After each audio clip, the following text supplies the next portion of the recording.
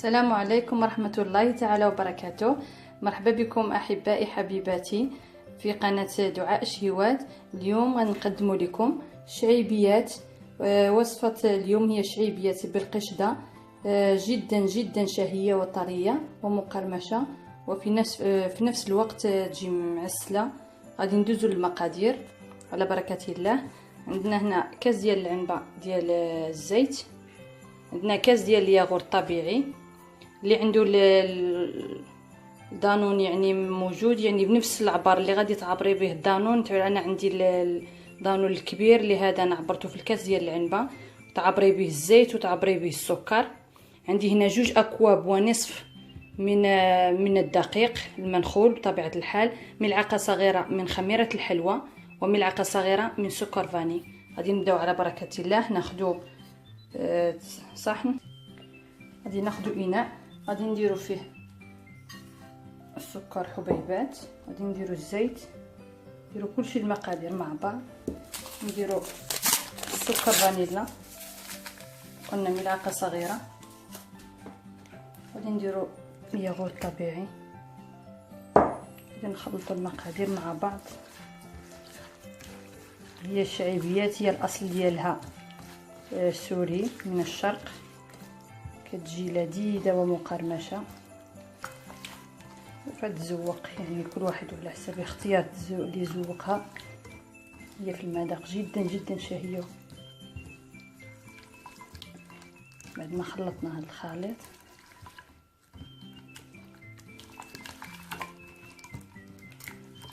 غادي نزيدو الدقيق اللي درنا فيه الخميره ديال الحلوى. نجمعوا الخليط ديالنا،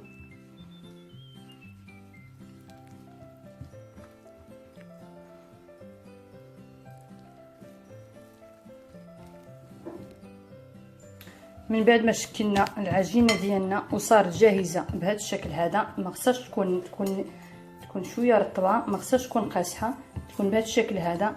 غادي ندخلوها للثلاجه ديالنا. غادي ناخذ صحن، غادي نديرها في الصحن بهذا الشكل هذا، وغادي نغطيها بواحد الفيلم اليمونتير او بلاستيك، وغادي ندخلها للثلاجه على الاقل ما بين ساعه الاقل 2 أو 4 ساعات. ومن بعد غادي نخرجوها باش نشكلوها.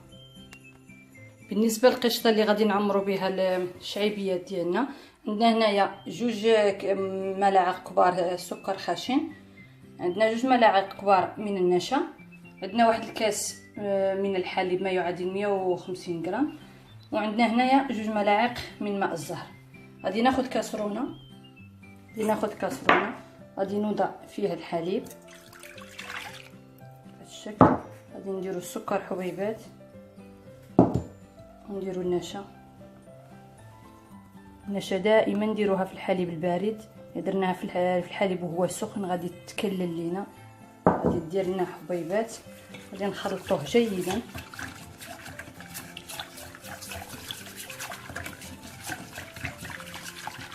غادي نوضعوه فوق النار حتى يبدا يعطي الغليان. عاد نزيدو دوك 2 ملاعق ديال ماء الزهر. من بعد الخليط ديالنا ما تكتف على هذا الشكل هذا، دابا غادي نحطو، غادي نزيدو له. من بعد ما الخليط ديالنا تكتف وصار جاهز بهذا الشكل هذا، غادي نزيدو له دوك 2 ملاعق نتاع ماء الزهر، وغادي نخلطو جيدا بهذا الشكل. غادي نديروه في الثلاجه وغادي يزيد يتكتف اكثر.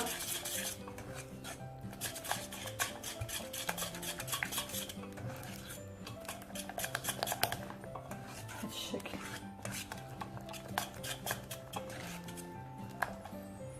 يصير الخليط جاهز بهذا الشكل هذا. غادي نحطوه نديروه في واحد الاناء وندخلوه للثلاجه. غادي ناخذوا اناء بهذا الشكل وغادي نوضعوه فيه.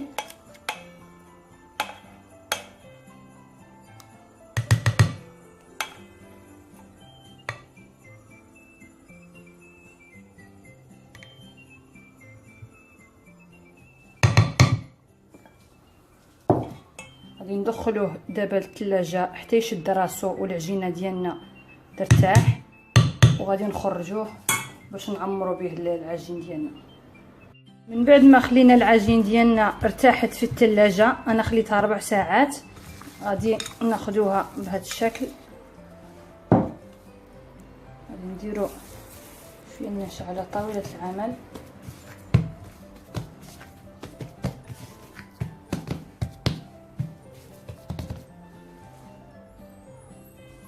غادي نقطعوها، غادي نقطعوا العجينه ديالنا بالشكل هذا.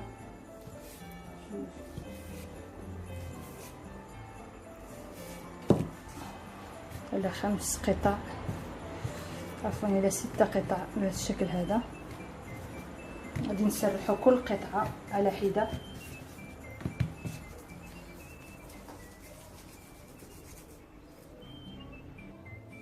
من بعد ما دهنا طاوله العمل بهذا الشكل هذا، غادي نحاولوا نسرحوها بالدلاك، نسرحوها جيدا.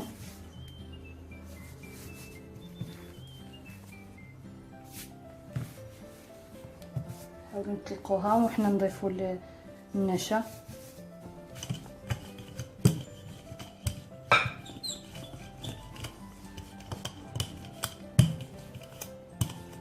غادي نحطوها جانبا.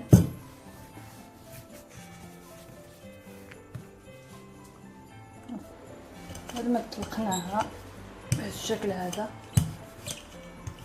غادي نديروا لها النشا. دائما نكثروا من النشا.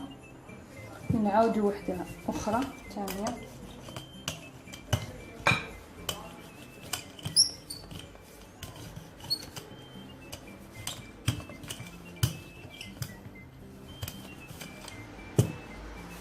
مع اضافه النشا. كل مره كنضيفوا النشا، انما هذا هو النتيجه في هاد الشعيبيات، هو هاد النشا اللي كنضيفوها بكثره، اللي كتعطيها ديك القرمشه وديك الهشاشه. غادي نديروها فوق الاخرى. غادي نستمروا حتى نكملوا الكويرات ديالنا. فوالا اعزائي، من بعد ما كملنا كل شيء العجينه الكويرات اللي كان عندنا، ودرنا وحده فوق وحده، ودرنا كل مره درنا ما بين وحده وحده درنا النشا. غادي نسرحوهم بهذا الشكل هذا جيدا، نطلقوهم جيدا بهذا الشكل.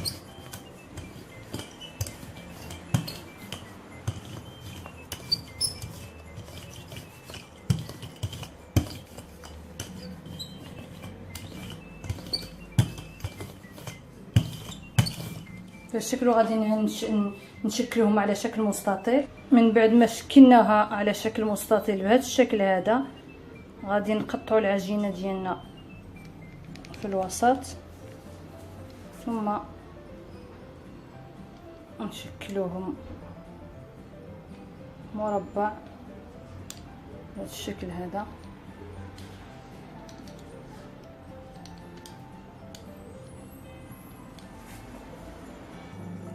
من بعد ما شكلناهم مربعات على هذا الشكل هذا، غادي خرجنا هذيك القشطه ديالنا اللي كانت في الثلاجه على هذا الشكل هذا، تقسات وتولي جامده بهذا الشكل. ناخذ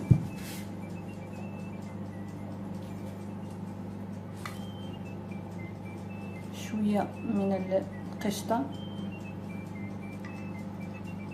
نديرو على هذا الشكل، وغادي نسدو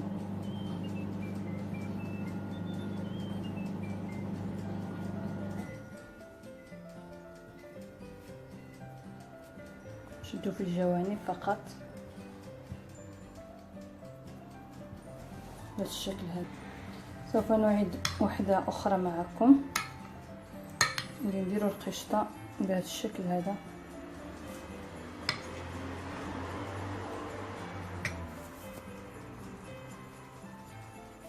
انما العجينه هشه، غادي نسدو